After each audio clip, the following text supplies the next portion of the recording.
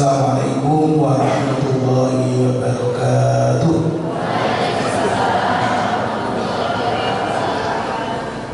Bismillahirrahmanirrahim.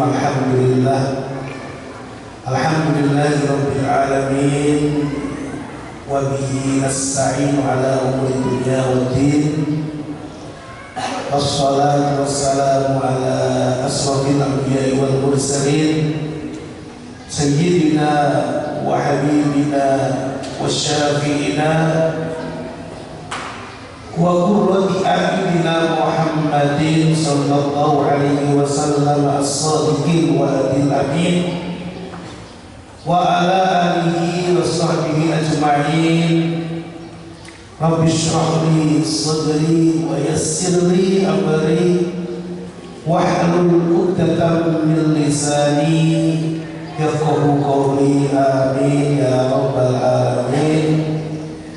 Hadratul ulama yang dimuliakan Allah Subhanahu wa taala, para asatid Pondok Pesantren Al-Risalah, alhamdulillah siang hari ini membersamai kita semua, para wali santri, keluarga besar Pondok Pesantren Al-Risalah, para santriwan maupun santriwati Pondok Pesantren Al-Risalah, semuanya saja yang hadir pada siang hari ini di rumah Allah ini. Semoga kumpul kita bersama di rumah Allah ini benar-benar menjadi amal ibadah yang maqbulah wa mardiyah, yang diterima dan diridhoi Allah Subhanahu wa taala. Amin.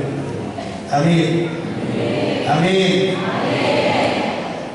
Bapak Ibu sekalian dimuliakan Allah Subhanahu wa taala, terima kasih sudah berjuang menyempatkan waktunya di sela-sela kesibukan yang tentunya luar biasa sekali, yang kalau tidak karena niat yang kuat, tidak karena azam yang luar biasa, tidak mungkin kita pada hari ini Allah mampukan untuk bisa hadir di rumah Allah, di pesantren Al-Risalah, di majelis yang barokah ini.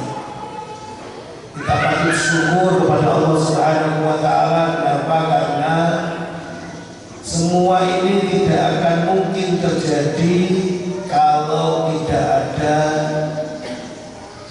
ridho, tidak ada ma'unah, tidak ada pertolongan dari Allah Subhanahu wa taala.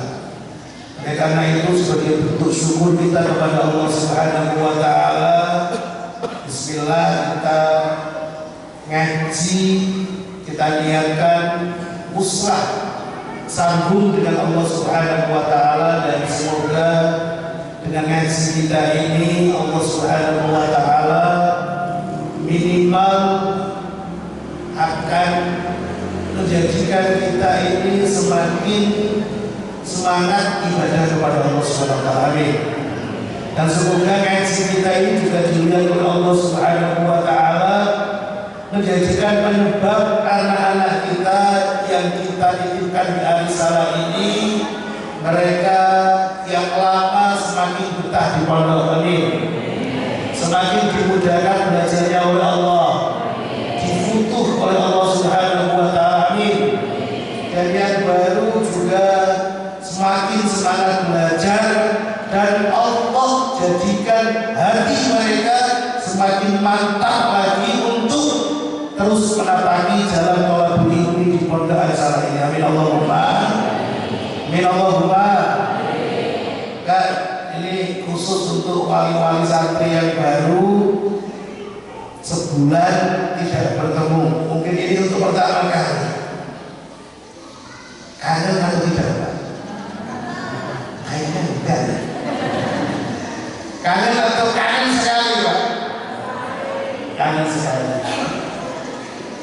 Mohon maaf, saya ingatkan, nanti kalau ketemu dan tentunya banyak cerita-cerita baru, banyak drama-drama baru. Kita lihat itu muka-mukanya, Masya Allah, sudah lapar ya.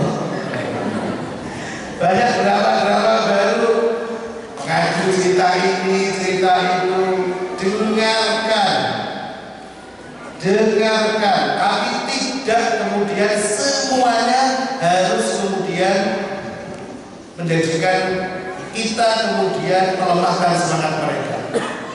Karena ini adalah bagian dari proses 3 bulan pertama yang sering saya katakan kepada Bapak Ibu sekalian. 3 bulan pertama mereka menjadi anak-anak yang memasuki dunia baru, kebiasaan baru, persahabatan baru, lingkungan baru, berbagai aktivitas yang baru. Ini nanti kalau ada yang mengadu, aduh ini Pak, teman saya itu kalau tidur ngorok, biarkan. Aduh Pak, ini jajanan saya cepat habis tambahin. Salah Pak. Salah Pak. Nanti semua itu akan berlalu dengan sendirinya. Siap Bu? Siap? Dan Bu, kunci anak baru betah di pondok itu tidak usah aneh-aneh, uangnya yang banyak. Salah Pak. Setuju? Setuju? Anak kita doktrin, bilang orang tuanya, bilang apa Bah? Bilang ke bapak ibunya. Jadi nafkah terbaik, sedekah terbaik itu sedekah orang tua untuk keluarganya, untuk anaknya. Oh gitu Mbak? Iya. Jadi kalau orang tua nafkahnya pelit ke anak, berarti dia tidak ngerti hadisnya Nabi. Salam apa?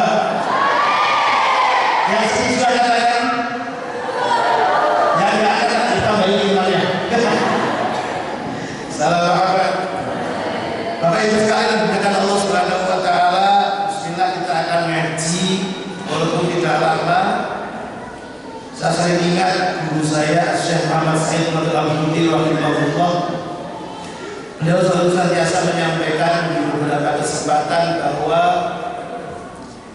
kalau kemudian beliau ngaji ada penyampaian yang beliau sampaikan yang kebetulan menjadi obat hati, menjadi ilmu, menjadi nur yang masuk ke dalam hati para orang-orang yang mendengarkannya. Kata beliau, tidak lain tidak bukan itu, bukan karena saya, kata Syekhbuddin, bukan karena keilmuan saya, kata Syekhbuddin, tapi karena tulusnya niat dari Bapak Ibu sekalian yang hadir di majlis.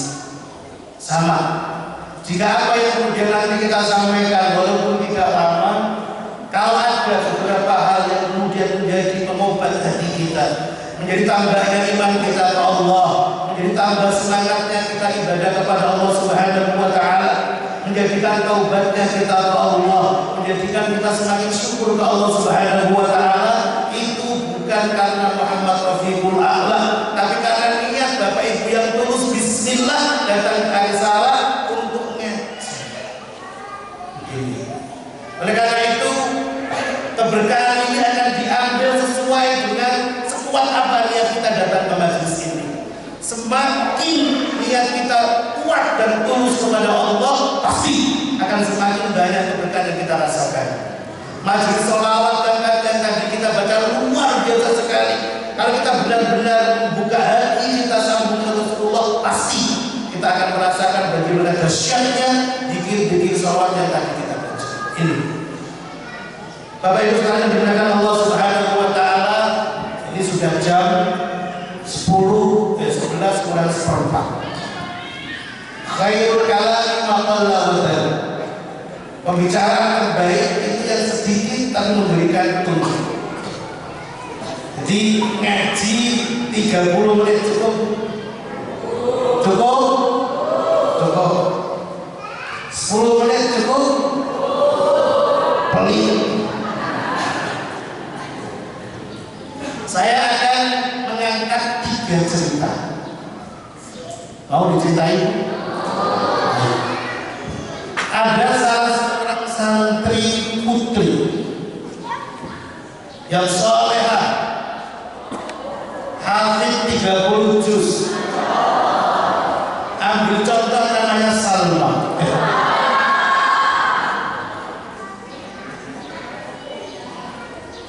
Anak yang solehah ini kemudian dijodohkan oleh orang tuanya dengan seorang pemuda soleh, dokter, hafal hujanan, ganteng, rajin ibadah, tidak pemarah, penyayang istri, uangnya banyak. Kira-kira Salma senang atau tidak senang? Senang atau senang sekali? Andaikan kamu yang menjadi Salma, mau atau tidak? Baik, kita lanjutkan ceritanya. Nanti akan buktikan kalau perempuan gampang berubah. Kemudian setelah pernikahan ini terjadi, Masya Allah, Salma mendapat anugerah dari Allah Subhanahu wa Ta'ala, seorang suami yang sangat baik seperti yang diharapkan, bahkan lebih yang diharapkan. Akan tetapi kuliah jadi qadar wa qadar. Semua yang berlaku di dunia ini tidak ada yang kebetulan. Semua terjadi dengan qadar-qadarnya Allah, ketentuan Allah, garisnya Allah. Dan seminggu setelah pernikahan, lagi asik-asiknya Salma dengan sang suami tercinta menikmati hari-hari setelah pernikahan, Allah menguji mobil kecelakaan. Terjadi kecelakaan. Sang suami mengalami musibah yang luar biasa, koma, dibawa ke rumah sakit, patah tulang,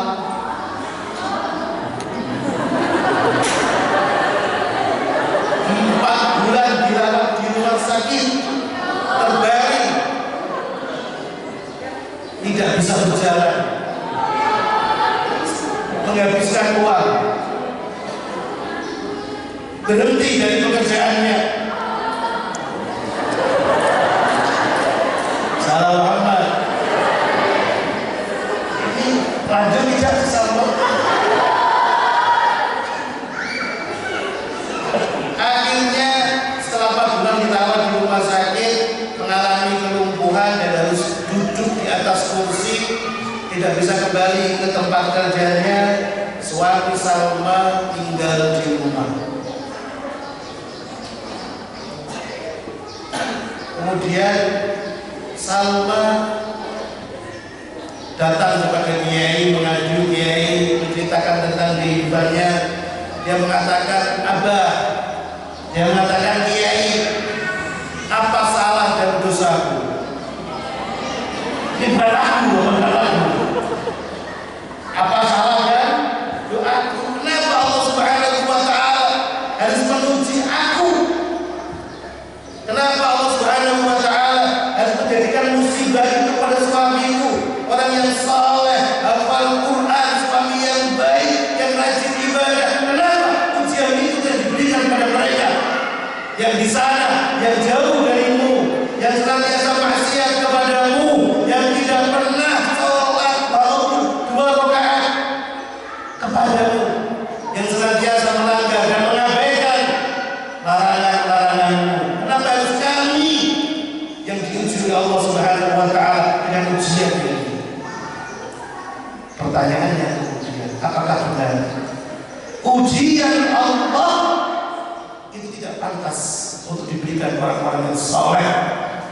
Apakah benar ujian Allah tidak pantas diberikan kepada kita yang saat ini kumpul di sini, datang iktikaf ke rumah Allah, zikir ke Allah, duduk di majelis ilmu? Ataukah yang pantas menerima ujian Allah mereka yang di sana, yang kemudian banyak lalai kepada Allah Subhanahu wa Ta'ala? Ini pertanyaan yang harus kita jawab. Cerita pertama, yang kedua. Jadi gimana? Masih mau jadi Salma atau ganti? Ganti, nggak mau Salma. Oke, ganti yang kedua, Salwa. Karena Salwa binti Fir'aun. Nah, ada seorang namanya Salwa. Salam Muhammad. Siap menjadi Salwa? Siap menjadi Salwa? Salwa ini seorang gadis baik. Akan tetapi dianugerahi oleh Allah Subhanahu wa Ta'ala di antara keluarga ibunya.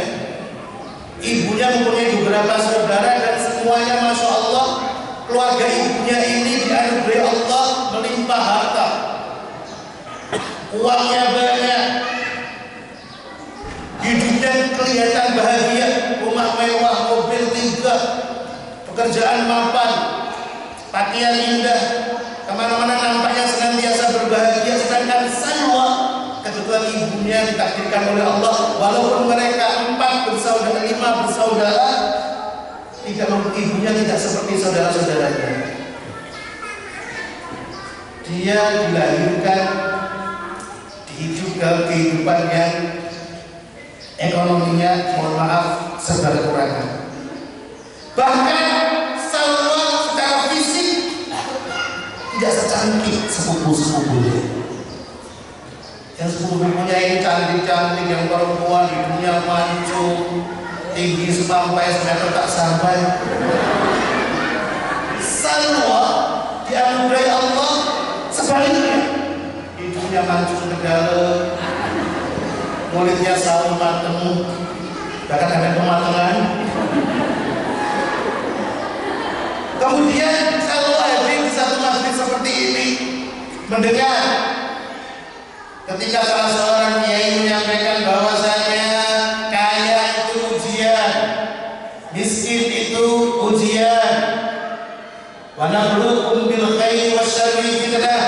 Kaya ujian, diberi Allah rezeki banyak itu ujian, diberi Allah sempit rezeki itu ujian, diberi Allah fisik yang sempurna itu ujian, diberi Allah fisik yang kurang itu juga ujian.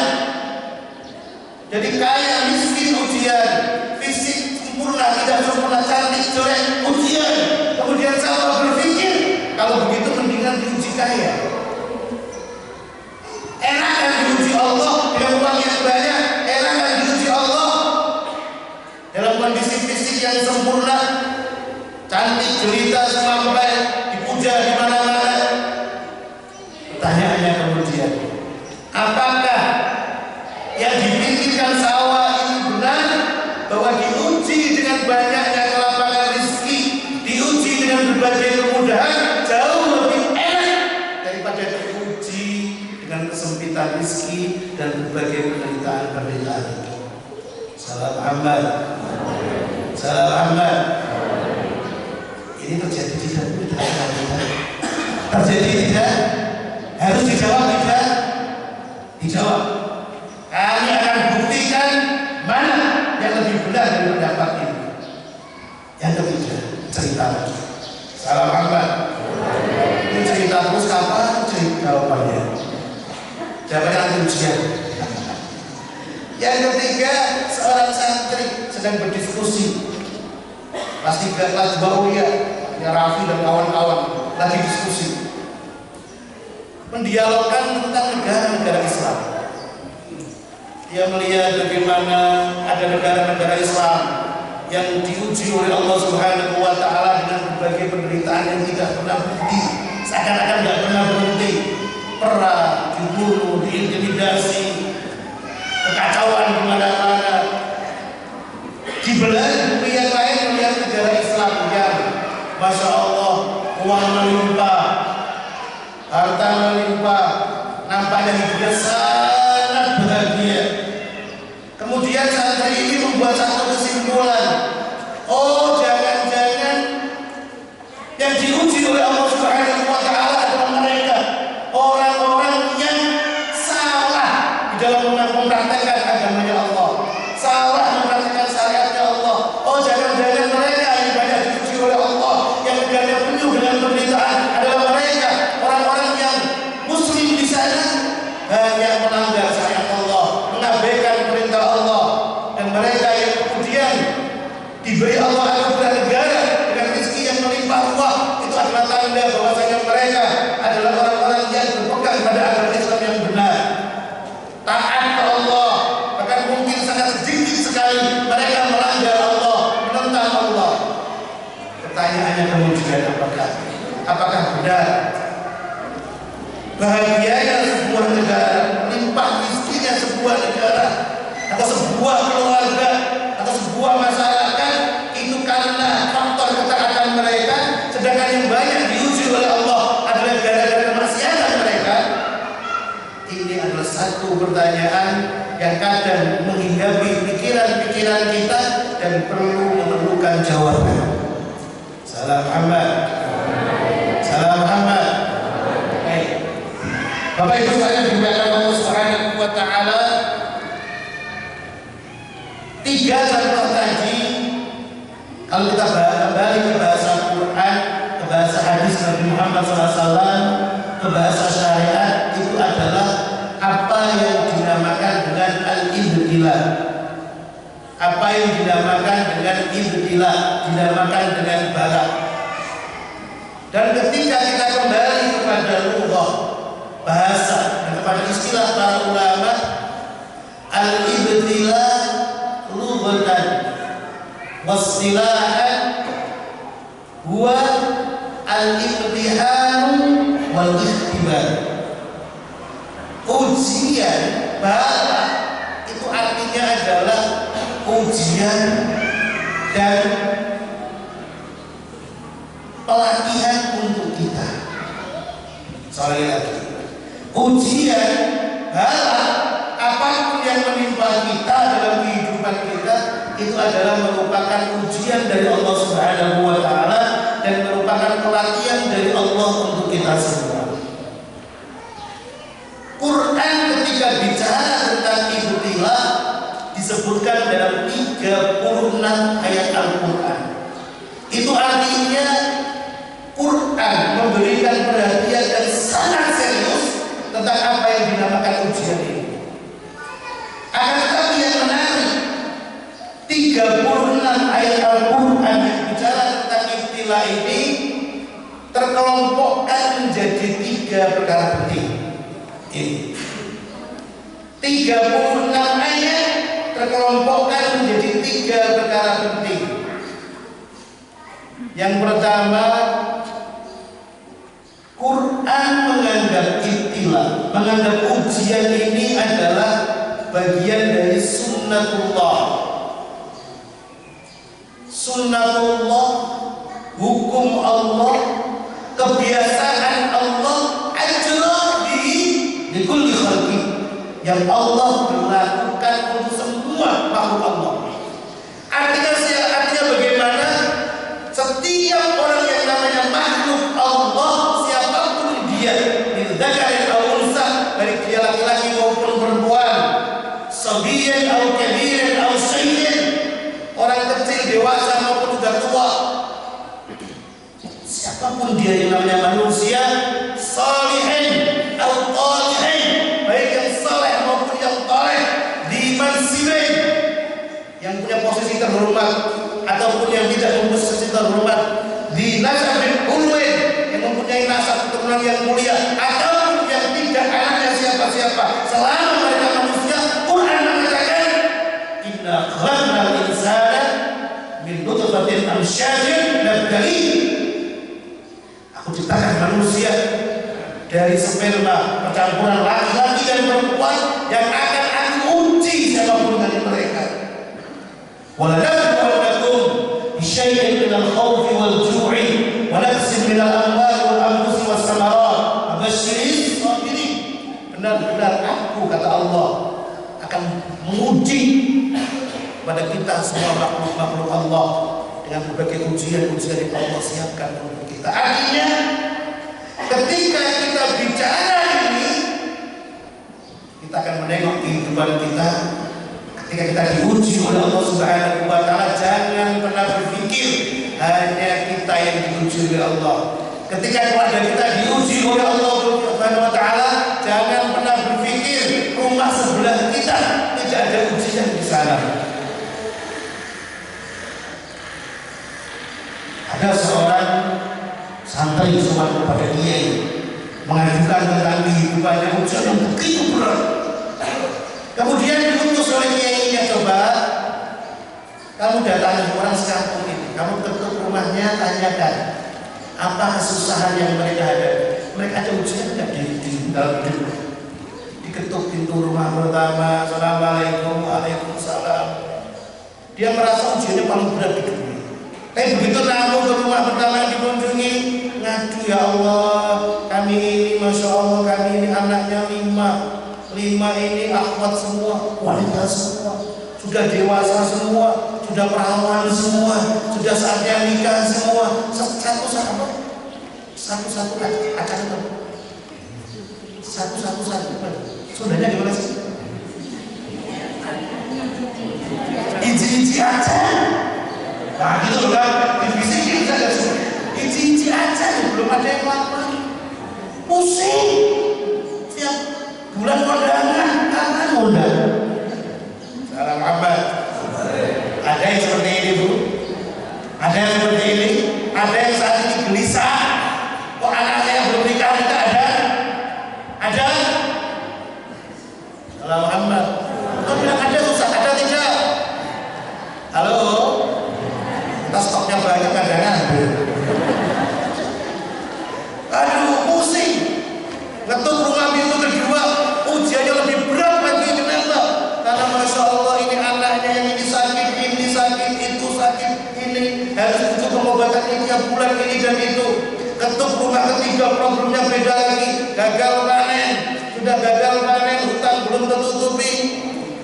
Bapaknya yang biasanya garap sawahnya sakit, kenapa? Karena panennya gagal, jantungan. Masya Allah, masuk rumah berikutnya, masuk satu kampung, tidak ada satu pun rumah yang diketuk tanpa masalah. Begitu kembali ke kiainya, bagaimana? Sudah menemukan jawabannya, sudah apa? Sama. Alhamdulillah. Kenapa? Masalah saya masih berat kali. Halo. Jadi bilang alhamdulillah,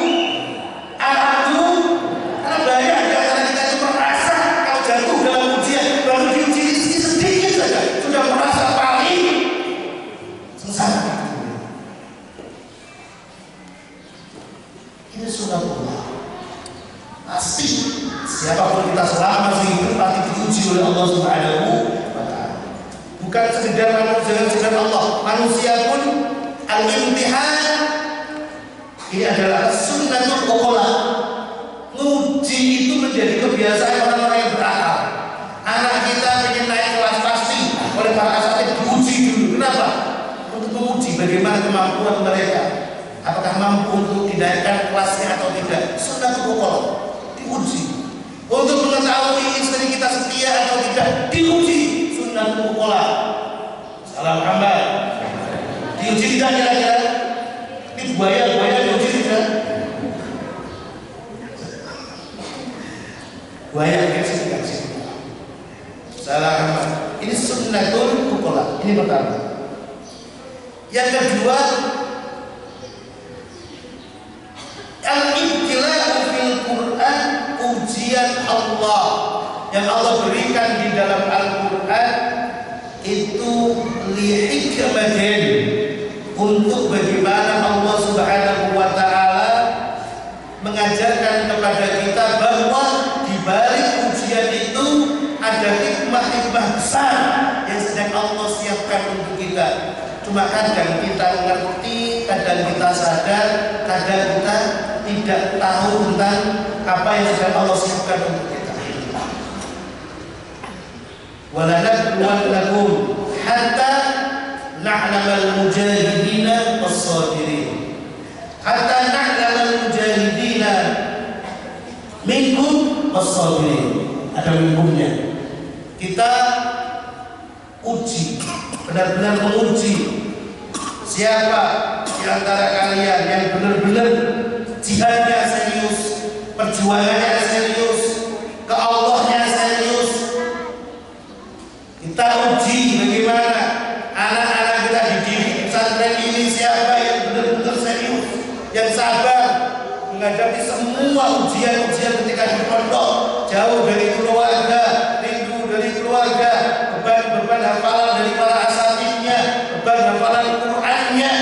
Allah menguji dengan semua itu. Orang-orang hebat tidak pernah mengatakan kurangi bebanku, tidak.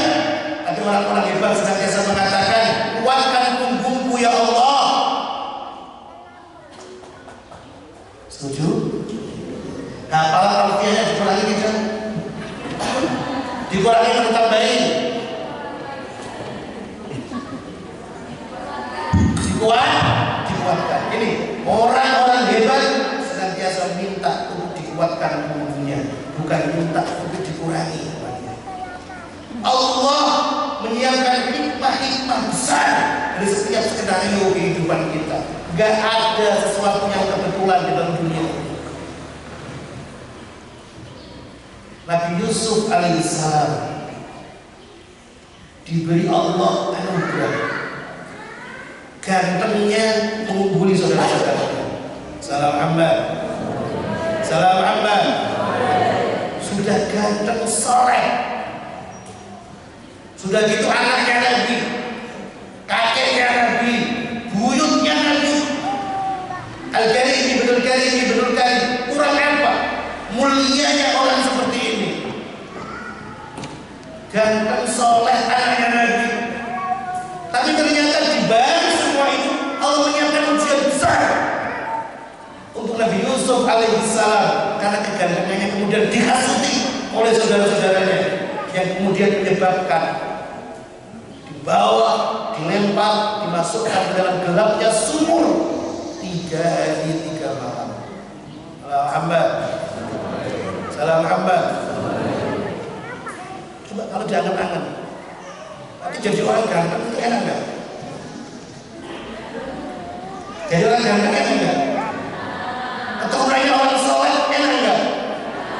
Enak nggak? Enak. Ganteng enak, soleh enak, keturunan orang soleh enak, tapi enak. Asyadun nasi ibtilaan, kata Nabi. Ternyata orang yang paling berat menjadi di sisi Allah, siapa mereka? Al-Anbiya, para nabi. Artinya semakin orang itu mulia posisinya di sisi Allah, maka semakin berat ujiannya dari Allah Subhanahu wa Ta'ala.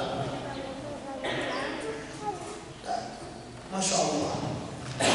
Semakin ingin kelasnya naik, makanya semakin berat ujiannya. Sekarang pertanyaannya, Bapak Ibu sekalian, ingin yang kelasnya biasa-biasa aja atau kelasnya istimewa? Jawab. Karena saya tahu di hatinya enaknya istimewa tapi tanpa diuji. Mustahil, apa? Mustahil, nggak mungkin. Karena semuanya seperti itu. Ada seorang AWW,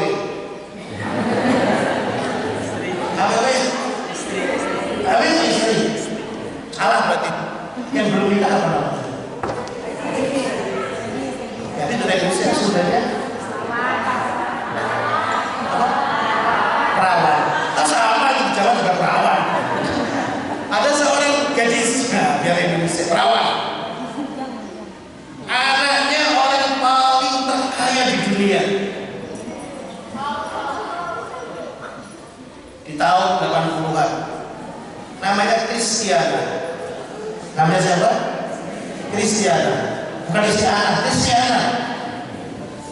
Bapaknya miliarder, paling kaya di dunia, dan dia anak tunggal. Bapaknya mati, dia mewaris semua kekayaannya. Enak kira-kira? Enak gak kira-kira? Apa yang terjadi kemudian? Kristina ini kemudian menikah di usia muda, uangnya banyak, menikah. Suami pertamanya adalah orang dari Prancis. Allah. Kurang dari setahun cerai. Nikah lagi, banyak dan banyak yang mau. Suami keduanya orang Amerika. Kurang dari setahun cerai. Nikah lagi yang ketiga dengan orang Rusia, orang ateis. Kurang dari setahun nikah lagi, cerai lagi. Salam apa? Kata santriwan ngomong di hatinya apa? Salah sendiri sih, kenapa kali orang Indonesia? Kamu harus setia.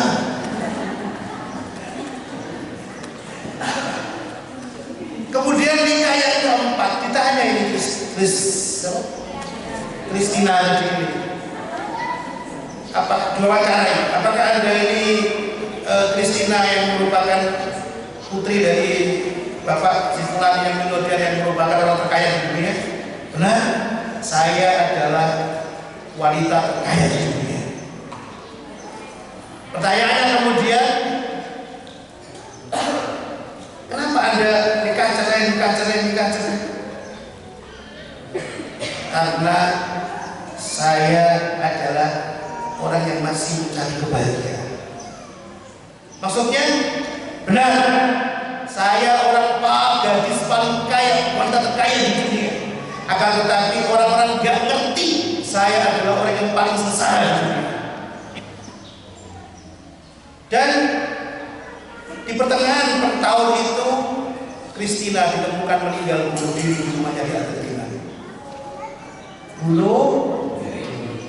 Di usia yang 30 sekian. Cerai, dan ternyata banyaknya harta itu sama sekali tidak menjadikan jaminan kita bahagia. Jadi ujian ini litamyizil khabis minat thayyib. Allah memberikan ujian kepada kita agar Allah mengetahui siapa yang baik di antara kita dan siapa yang buruk di antara kita. Ketika buah jeruk itu diperas, digencet dengan berbagai ujian, apa yang dikeluarkan oleh sebiji jeruk? Apa yang dikeluarkan? Sarinya, sari jeruk. Airnya, sarinya dibuang ke kulit-kulitnya yang terpakai. Manusia kan digencet oleh Allah Subhanahu wa Ta'ala. Kadang kita nggak ngerti dan nggak sadar bahwa ujian yang kita terima dalam hidup kita, apapun yang saat ini kita rasakan, adalah Allah yang mengirimkan. Kadang yang keluar dalam diri kita dari ujian-ujian ini, kadang kita sudar dengan Allah, kadang kita prasangka buruk dengan Allah, bahkan kadang yang keluar dari mulut kita sumpah serapah kita, dan bahkan hati kita kadang ragu dengan Allah Subhanahu wa Ta'ala. Tetapi orang-orang hebat ketika tahu bahwa ujian ini yang mengirim adalah Allah Subhanahu wa Ta'ala. Ujian ini adalah Allah ingin mengangkat derajat kita. Ujian ini adalah Allah ingin membedakan apakah kita termasuk hamba-Nya Allah yang kembali kepadanya di saat diuji olehnya, ataukah kita melalaikannya, bahkan ragu dengan keadilannya, ragu dengan kebaikannya. Banyak di antara kita yang tidak sadar dengan semua itu. Padahal kalau kita kembali ke hadis Rasulullah Muhammad SAW, Nabi menyampaikan kepada kita bahwa apapun yusibul muslim, hadis sahih, apapun yang mengenai pada diri seorang muslim, min wasabin wa nasabin, apapun yang mengenai kita, hammin, ghammin, apapun yang mengenai kita, hatta syauka, bahkan duri yang mengenai kaki kita, tidak lain tidak bukan Allah kirimkan sebagai hadiah bagi kita seorang mukmin yang yakin dengan Allah bahwa itu semua adalah untuk menaikkan derajat kita di sisi Allah, atau untuk menghapus dosa-dosa kita, atau agar kita itu pantas untuk naik ke level yang lebih tinggi. Ketika Allah melihat ibadah kita belum pantas kita mencapai derajat tersebut. Salam Muhammad. Jadi kalau begini, senang ya diuji oleh Allah. Ya tidak nyampe sih. Senang ya diuji oleh Allah. Senang tetap diuji. Senang diuji yang berat atau yang ringan.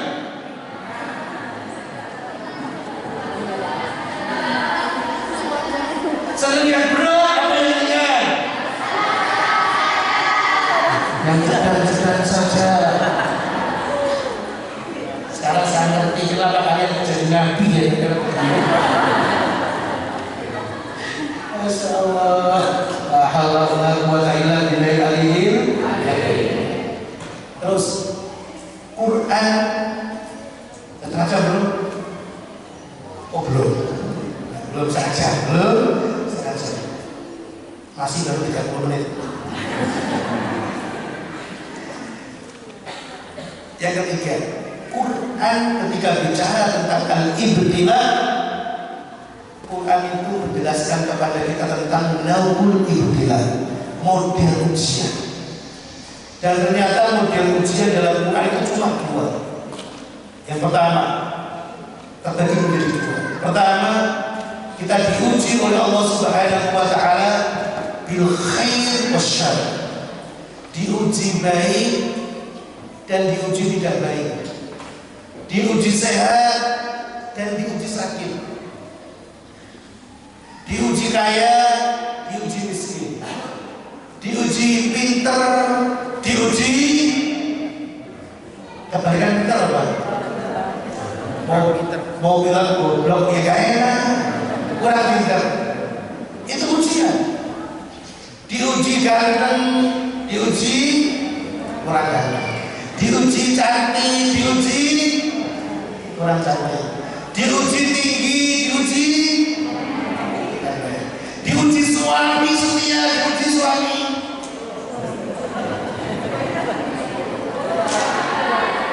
Maunya enak saja. Wala belum bil khair wasyarri innahu ilaina. Allah bilang jelas, ujian itu dua, khair dan syarr, dan semua itu menjadi ujian. Ini jenis ujian. Dan ternyata ketika Allah bicara tentang model ujian yang pertama ini antara baik dan buruk, khair wasyarr, Allah mengatakan kepada kita wa ilaina turja'un. Artinya Allah seakan-akan ingin memberitahukan kepada kita baik maupun buruk itu gak punya hukum, kaya ataupun miskin gak punya hukum, cantik maupun jelek gak punya hukum, bodoh maupun pintar gak punya hukum. Karena itu ujian. Tapi yang kemudian menjadi penilaian di sisi Allah adalah bagaimana sikap kita menghadapi ujian tersebut. Ketika kita diuji oleh Allah Subhanahu wa Ta'ala bisarra, dengan berbagai kemudahan dari Allah, kemudian kita syukur kepada Allah bi anwa'in ni'amil katsirah, dengan berbagai kenikmatan, kemudahan, kelebihan yang Allah berikan kepada kita. Kemudian kita syukur, kita menggunakan berbagai kenikmatan tersebut, kebaikan tersebut untuk berbagai perkara yang Allah ridho dan senang dengan yang kita lakukan, maka kita dinilai baik dengan nikmat tersebut. Ketika kita diuji oleh Allah Subhanahu wa Ta'ala dengan berbagai ujian, dengan sempitnya rezeki, dengan kebodohan, dengan berbagai hal yang kurang menyenangkan dalam hidup kita, kemudian kita sabar dan kembali kepada Allah Subhanahu wa Ta'ala, disitulah kemudian nilai keluar. Innahu may yattaqi wa yasbir fa innallaha la yudhi'u ajral muhsinin. Sesungguhnya orang yang dengan apapun yang berlaku dalam kehidupannya kemudian dia takwa kepada Allah, dia gunakan kenikmatannya untuk terhubung ke Allah, dia gunakan musibahnya untuk terhubung ke Allah, kembali ke Allah, merangkap ke Allah, doa ke Allah, mengadu ke Allah, nangis ke Allah. Maka ketika dia jatuh dalam kemaksiatan, dia tetap kembali ke Allah, sabar terus kembali ke Allah, fa innallaha la yudhi'u ajral muhsinin. Maka sesungguhnya Allah Subhanahu wa Ta'ala tidak akan pernah mensia-siakan pahala bagi mereka yang senantiasa kembali kepada Allah dalam ujian baik maupun ujian buruk. Ini wala ta'asu bil ruhil wala ta'asu. Apa artinya? Jangan putus salah Muhammad. Oh begitu loh. Ini sekarang kalau kita lihat ada orang yang diuji Allah kaya, kita diuji miskin, sama. Kaya itu bukan tanda takwa. Kalau sampai takwa itu tanda takwa, kaya itu tanda sebagai takwa Allah, maka Allah tidak akan pernah memberikan walaupun sekecil janah ba'udah sayapnya nyamuk kepada Fir'aun. kepada Qarun. Gak akan. Kalau kaya itu menunjukkan takwanya orang Allah. Kalau kaya itu menunjukkan lebih dekatnya sayangnya kepada Allah. Enggak. Andai itu benar pasti Fir'aun dan tidak apa oleh Allah Subhanahu wa taala. Salam hamba. Ngerti sekarang? Enak sekarang? Oh kaya alhamdulillah, miskin juga alhamdulillah, pintar juga alhamdulillah, kurang pintar juga alhamdulillah, didukung oleh hamba. Jangan jadikan alasan nanti setoran lupa ya Pak, kata apa? Kamu gak apa-apa, kata apa kan? Kurang cerdas kita alhamdulillah.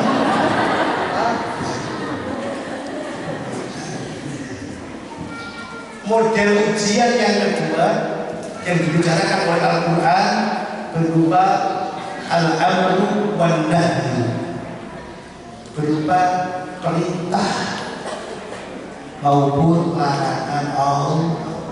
Dan ini berat sekali. Kenapa? Karena banyak di antara kita ini kemudian mengabaikan perintah Allah. Allah perintahkan kita untuk menjaga bagaimana sholat kita ke Allah. Sebenarnya yang butuh ibadah itu kita atau Allah? Kita atau Allah? Allah gak butuh sholat kita. Ingat, Allah gak butuh taat kita, gak butuh. Lau annakum ala atqa qalbi rajulin minkum, andaikan kalian semua itu menetapi satu hatinya orang paling takwa di antara kalian, itu sama sekali tidak akan mempengaruhi figur kisah di dalam kerajaan itu, dalam kekuasaan Allah, tidak pengaruhi. Bahkan ala afjali rajulin minkum, andaikan kalian menetapi hatinya seluruh dunia orang yang paling durhaka ke Allah, itu tidak akan mengurangi layan khusus syai'an min mulki syai'an, tidak akan mengurangi sedikit pun dari kekuasaan Allah. Kita tuh nggak butuh, Allah nggak butuh sebenarnya dengan takwa kita. Yang butuh siapa? Allah. Hebat. Ini kita yang butuh. Ini adalah ujian. Oleh karena itu kita harus kuat minta kepada Allah agar senantiasa dikuatkan untuk bagaimana terus bisa menetapi jalan Allah Subhanahu wa taala. Nabi Muhammad SAW memanggil sahabat yang Nabi mengatakan aku mencintainya. Namanya Mu'adz bin Jabal. Faqihus sahabi, alim fikihnya sahabat. Yang pernah Nabi utus ke Yaman menjadi duta besar di Yaman, ngajarin orang Yaman, namanya Mu'adz bin Jabal. Sahabat yang pernah Nabi mengatakan, kalau bahasa kita I love you. Jawabmu Mu'adz. Apa kata Nabi? Uhibbuka ya Mu'adz. Aku mencintaimu wahai Mu'adz. Bayangkan, yang bilang gitu Rasul kayak apa senangnya Mu'adz. Tapi Nabi benar mengatakan, memberikan pesannya, faqul dubur kulli salatin Allahumma a'inni ala dzikrika wa syukrika wa husni ibadatika. Allah, jangan lupa Mu'adz, kamu doa ke Allah, minta ke Allah, ya Allah berikan kekuatan kepadaku, pertolongan kepadaku agar senantiasa terus bisa zikir kepadamu, mensyukuri nikmat-nikmatmu, wa husni ibadatik, dan memperbaiki ibadahmu kepadamu. Ini yang harus kita minta kepada Allah agar kita ditetapkan tasbih, kekuatan untuk terus menapaki jalan Allah Subhanahu wa taala. Banyak di antara kita itu selesai sholat itu doa ke Allah, dan itu baik. Udhuri astajib lakum, mintalah aku beri. Tapi seleksilah di doa kita setelah sholat. Banyaknya kita kalau doa ke Allah, ini doanya minta kepentingan duniawi kita. Ya Allah, lapangkan rezeki saya ya Allah, yang banyak melimpah, baik-baik, yang halal barokah, baik-baik. Ya Allah, solehkan pasangan saya, baik-baik. Solehkan anak-anak saya, baik, sangat baik. Ya Allah, sukseskan mengatakan karir saya baik, tapi jarang di antara kita yang kemudian mengangkat tangan ke Allah, minta ke Allah dua hal. Apa? Ditetapkan dalam ibadah, dan yang kedua dijaga Allah dari melakukan kemaksiatan kepadanya. Nabi mengajarkan doa kepada kita, Allahumma a'ti nafsi taqwaha wa zakkiha anta khairu man zakkaha anta waliyuha wa maulaha. Ya Allah, berikan kepada kami, ya Allah, jiwa ini, ya Allah, ketakwaannya. Ya Allah, jaga mataku, ya Allah, dari melihat yang Engkau haramkan. Ya Allah, jaga lisanku, ya Allah, dari mengucapkan perkara yang Engkau tidak suka, ya Allah. Ya Allah, jaga telingaku, ya Allah, dari mendengarkan perkara-perkara maksiat kepadamu, ya Allah. Ya Allah, jaga hatiku, ya Allah, dari penyakit-penyakit hati, ya Allah, dari kaki kepada amal, dari riya, ujub, sombong,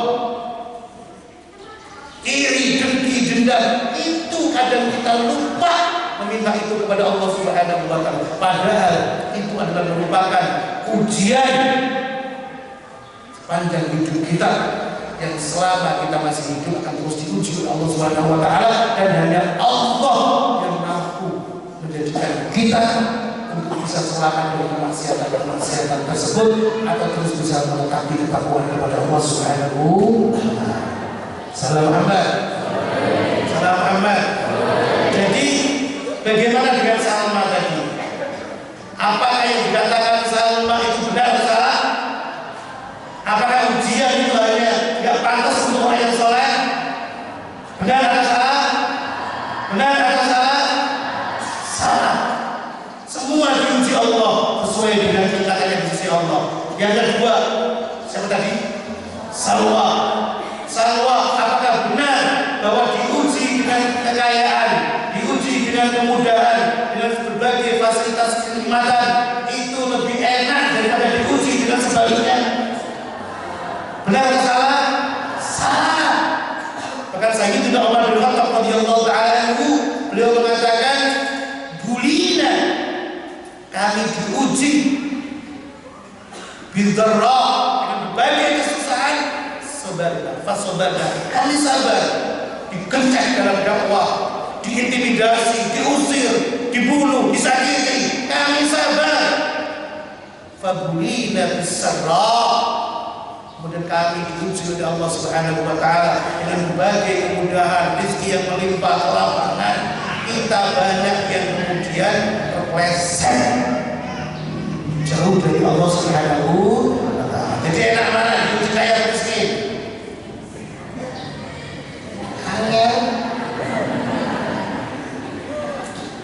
Terserah Allah. Kalau saya kaya syukur, kalau kurang rezeki sabar. Itu nggak ada nilainya. Nilainya adalah sikap kita, syukur atau sabar. Itu. Yang ketiga, apakah benar ketika sebuah negara Allah limpahkan rezekinya, itu tanda agama dia benar, ketakwaannya lebih dibandingkan yang terus diuji oleh Allah? Tidak benar sama sekali. Kenapa? Karena yang baik ataupun yang buruk semua diuji oleh Allah Subhanahu wa ta'ala, dan tidak ada hubungannya dengan ketakwaan kita kepada Allah Subhanahu wa ta'ala. Baik itu para jamaah, yang terakhir, apapun, terakhir kalimat saya, kalimat dari kami, ingat dan bawa pulang. Apapun, seperti apapun, sesakit apapun, cerdasnya apapun, musibah, ujian, cobaan yang menghimpit, menghancurkan, melemahkan kehidupan kita, ketika kita menceritakannya, ceritakan dengan penuh kesopanan. Kenapa? Karena yang menulis skenario kehidupan kita adalah Allah. Yang menulis siapa? Allah. Dan Allah itu sifatnya Al-Hakim, memberikan sesuatu pas sesuai dengan porsinya. Salam amal. Salam amal. Itu Bapak Ibu sekalian yang diberikan Allah Subhanahu wa ta'ala, 3 cerita modal kita untuk nanti kembali ke rumah, kita bawa ke rumah kita, jadi bekal kita untuk menghadapi segala fase yang berlaku dalam kehidupan kita, sehingga kita benar-benar menjadi hamba pilihan Allah Subhanahu wa Ta'ala, senantiasa tidak lupa dengan bumi yang sudah, dengan siapa jati diri kita, dan harus terus mengandalkan kepada Allah Subhanahu wa Ta'ala dalam kondisi apapun. Dan semoga berkah majelis ini, berkah hadir kita di Arisala ini, di rumah Allah ini, pertama Allah Subhanahu wa Ta'ala mudahkan semua urusan kita. Amin. Allah Subhanahu wa Ta'ala senantiasa mengkabulkan hajat baik kita dunia akhirat. Amin. Allah Subhanahu wa Ta'ala menjadikan kita semua senantiasa mampu istiqomah ibadah kepada Allah dalam kondisi apapun. Amin. Dan semoga berkah kita hadir di majelis ini, anak-anak kita semua yang nanti di hari salah dijadikan futuh oleh Allah Subhanahu wa Ta'ala. Amin. Juga walaupun yang para tuanya tidak hadir, kita doakan semoga senantiasa dalam penjagaan Allah Subhanahu wa Ta'ala. Jangan pernah suudzon kepada orang tua yang nampaknya dekat rumahnya tapi tidak hadir, tidak suka dengan majelis. Jangan pernah suudzon. Bisa jadi mereka tidak hadir karena berbagai udzur, berbagai alasan yang menjadikan mereka tidak hadir. Dan kalau mereka niat hadir kemudian berhalangan, dapat pahala. Nabi ketika pulang dari jihad mendekati Madinah, Nabi mengatakan kepada para sahabat, inna fil Madinati larijalan, di Madinah itu ada beberapa orang yang mereka tidak ikut berjihad, tapi setiap jalan yang mereka melalui, mereka senantiasa yusyarikun fil ajr, mereka mendapatkan pahala yang sama dengan kita. Kenapa? Ada sabul udzur, mereka tidak bisa ikut jihad karena udzur. Artinya kita jangan pernah suudzon dengan wali-wali santri atau saudara-saudara kita yang nampaknya lebih dekat rumahnya tapi tidak bisa hadir. Kita harus suudzon, mereka sudah niat hadir tapi berhalangan dan tidak bisa ditinggalkan. Ini harus jadi hadir seperti itu. Dan yang kita doakan semoga yang berhalangan karena sakit, karena berbagai urusan, sakitnya disembuhkan oleh Allah Subhanahu wa Ta'ala, dan semua urusannya dimudahkan oleh Allah Subhanahu wa Ta'ala. Amin. Allahumma amin. Wallahu